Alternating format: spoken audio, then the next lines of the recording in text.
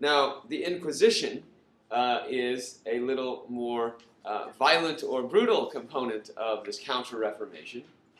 In areas that are Catholic, the Inquisition is a religious court that tries heretics. Heretics are, those that aren't following their religion correctly. So there is an Inquisition in Spain and an Inquisition also in Rome. And the Inquisition in Spain is much worse, right? It's much more famous because of its notorious notorious sentences and the punishment that people received. Yeah. What are the people called that are transferred and say? Did you say Heretics. Heretics. Like a heretic. I know what a heretic is. Yeah.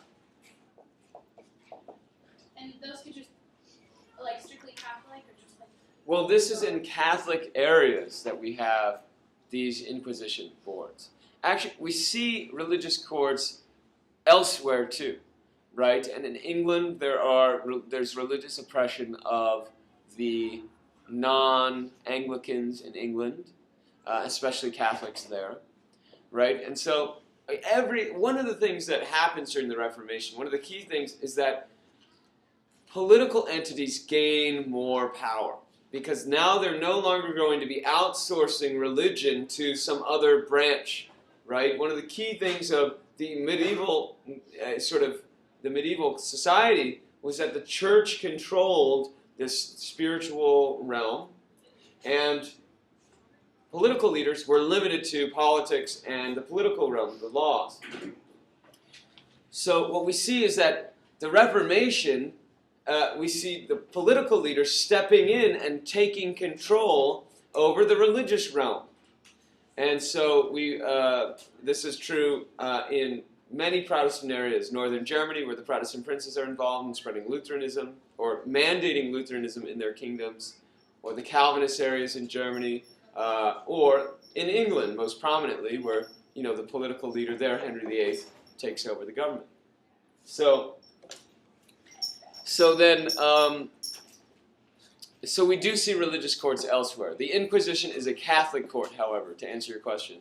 The Inquisition is a Catholic court that is found and prosecutes heretics in Catholic areas. Okay, and so we've got that example from the beginning of Candide, if you remember, right? The auto de fe, in which the court rules that the earthquake in Lisbon must be somehow resolved. There must be sacrifices for this earthquake, and so there is these people are condemned as heretics. Now, the Inquisition is not very popular. People fear it, and it actually is not necessarily a great tool for spreading the Catholic faith. But Baroque art is the final thing I have down there. Baroque art suggests the difference between Catholic and Protestant practice. The Catholic churches begin to be elaborately decorated with beautiful images, and these suggest, these images are used to explain the Christian faith, right? Explain Catholic beliefs, and so dramatic images of religious figures in ecstasy as this the stigmata comes, or as the Holy Spirit interacts with them, or dramatic figures of Christ in agony on the cross, or of saints in agony, reminiscing on God or whatnot. And so the Catholic Church uses images as a tool for teaching the religion. And this suggests a couple things. For one thing, a couple differences. For one thing, many Protestants reject images, right? They reject colors and paintings and sculptures in their churches. And the reason for this is many Protestants view sort of images of saints or things like that as provoking idolatry, provoking people to pray to those saints, pray to those images, pray to those, statues.